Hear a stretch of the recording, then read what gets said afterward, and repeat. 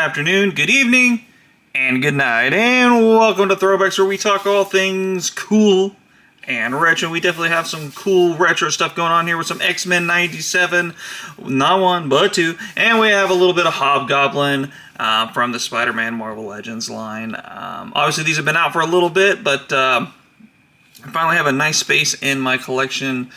Really just a full shelf that I have ready to devote to all these animated Marvel Legend type things. So looking forward to that. Looking forward to cracking these guys open at long last. We'll start off with the Executioner, then we'll move over to Magneto, or perhaps as Xavier would call him, Magnus. And then of course we'll finish off with the big time baddie, good old Hobgoblin.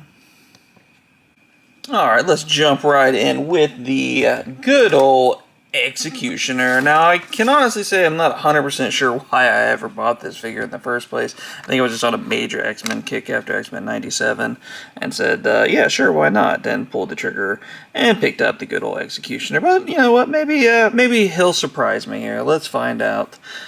So here's one of the accessories. Here's another accessory, kind of straightforward, hard silver plastic. It is what it is. And then we also have this kind of bomb-looking thing. I really wish I could remember. It's like the first two episodes of the show were kind of forgettable. And it was just kind of making, I guess, Magnus not be so bad. Make you really think that he had kind of turned the corner. And maybe that's kind of what we got going on here. And that was maybe the purpose of this character. And we do have a really interesting Pew Pew here, very cool, almost like steampunk vibe to this weapon. Does have a plug and play here for the back of the Executioner, and then we also have this little plastic cover here. Not sure if that's just to protect this the point here, but it's a pretty firm plastic, so I'm not sure if it's just more aesthetically pleasing, which I think it is. It does look pretty cool like that, or if it's more to protect that blaster, which I'm not sure that they would go that extra mile to protect that. So interesting enough, but a very nice blaster pew pew action going on there. But let's get to who we came to see, right? That is why you clicked on this video, to check out the Executioner. I'm sure. Here we go. I'm sorry, whacking the camera there. So, head does have some movement. Obviously, pretty limited to what's going on. Silver paint, white eyes, all that good stuff. It does have this kind of extra shawl type get up here, which I'm not really sure what extra benefit that's providing to him. I'm not really sure he's keeping that. I guess maybe he just gets cold in that arm. Maybe he's just a cold timer. He's got kind of halfway menopause going on there. Who knows? Nice little orangish brown belt going on here. Armor underneath looks nice. Very comic-y, very comic look to him. We'll say this, with how this is connected, it kind of makes the belt go up and down and not really be even, if you can kind of see how he hangs out there. So this is kind of an interesting look, I'll say. Not the most menacing character out there, not the greatest figure out there. But it does kind of fill out a little bad guys, and that's kind of what I needed. I needed some more bad guys for my bad guy shelf there, and I guess that is what the Executioner does. Not a great figure, but certainly a figure, and not a particularly bad one either, so I'll take that as a win. So let's give the Executioner, for what he is, let's give him a C+. C+ for the Executioner. Does what he's supposed to do. Alright, moving on to good old Magnus. Alright, go time for good old Magnus. We'll start off with Magnus's accessories, and he does come with some, I guess, gravity, metal-defying hands here, some kind of lifting. You don't understand, Charles. We got to do this. We have to pull out Wolverine's. Oh, we don't want that spoiler. We'll do that later. So, there you go with that. Whacking the camera once again. And then we do have an alternate head. Very nice head, very kind of, you know what, maybe I don't want to be a good guy head going on here, but very cool. I think the hair sculpt on this one is just out of this world, super neat. The kind of resembles the helmet almost here, with his tips of his head kind of to me it feels like it's like a little throwback there with the tips of his hair going on there. But on to Magnus, or Magneto himself. Here we go. Here's kind of his stoic face here. Again, the hair looking on point. You get a little sideburns hanging out there. I do appreciate that. His cape over here, just doing kind of cape things. Not too overly pliable, but also like has some give going on there. So wrapped around there. Big M on the chest. Magneto's been working out with some iron, belly button showing even. Half arm painted sleeves going on there, but pretty much what you see is what you get with this one. Not a whole lot of paint apps, not a whole lot of gadgets and gizmos, but I think especially for an X-Men 97 collection, which is kind of how I started this. This version of Magneto is definitely needed. The trials and tribulations that Magnus does go through in this new season definitely warrants a figure and definitely warrants a place on my shelf. So for Magnus, I mean, what could they have really done with him? The head sculpt is out of this world. Maybe they could have, maybe made this more of a armor type cover than a just straight skin type, but it is animated, so I guess I get that too. So we'll give Magnus a B-, mainly because of the head. He's got a great head, so pretty cool looking figure there. Now on to the main event. It's time for the good old dastardly Hobgoblin. Alright, here we go. Good old Hobgoblin. No Hobgoblin would be complete without his beautiful satchel. Don't call it a purse. Actually they went the extra mile there and put that little silver on the buckle. So bonus points, Hasbro for that. Pretty good job on adding that little detail. Let's see here. On to the glider. This glider is pretty rad. Look at that. Nice eyes there, glowing almost in the light. Some foot placements. We'll see how that works here in just a minute when we get it all ready to be posed out. Back area has kind of where the rocket thing would come out. Some effect piece for that with the flame effect would be nice, but I think we get a pretty decent amount of accessories with this one, so not too much to complain about there.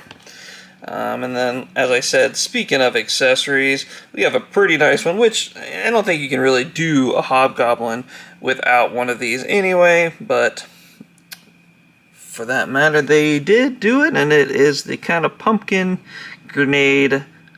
This version is kind of a clear orange plastic with some clear orange stuff painted, or not clear orange, but clear green with the paint at the top, and then some light green filling in the mouth and eyes there on that pumpkin. So very nice. I do like that quite a bit. But do I like the Hobgoblin figure itself?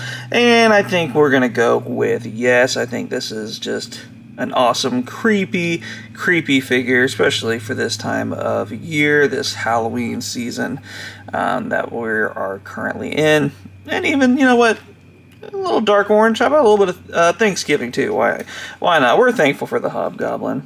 Hobgoblin does have a nice belt here, again with the silver paint there. Does have the up and down, but no other thing but that. So very Super 7 torso here from Hasbro. It does have his hands all the way down. No weathering on his pants. It does kind of look like we get some weathering, but it's more the muscle striations of the mold there.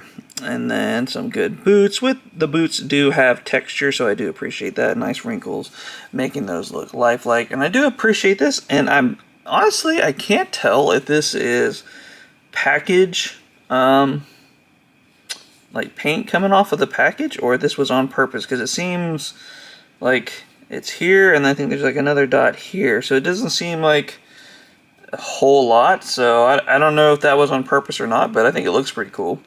If it would be a little bit more, it would even be cooler, but obviously the nice torn up aspect here of his his cape cloak thing going on there. But a pretty nice Hobgoblin, I will say.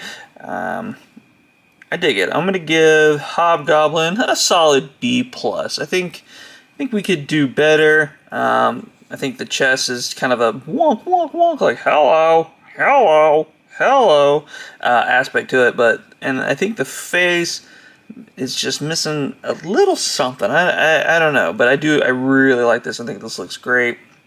I think the accessories are great.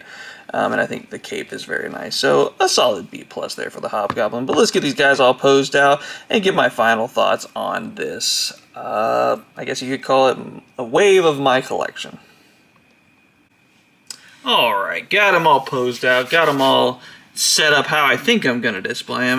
And it's funny, on this Hobgoblin, I think I changed my rating in my head like 3 times over the last few minutes while I was getting him set up. Popped the head, got his satchel, don't call it a purse, on, and got him on his glider and was like, wow, okay, that really kind of, it adds a pop. The purple really pops this figure great. Let's bump this bad boy up to like an A-. And then I try to start putting his pumpkin grenade on there, and it just will not sit in his hand no matter what I do. In fact, it rolled under the table here, and I'm not in the mood to go looking for him right now. So that drops it back down to like, you know, the B-, B+ territory for this figure. Kind of a bummer. I wish they would just do an extra hand at that point. If it's going to be that big of a deal to hold, go ahead and give an extra hand that has it molded in.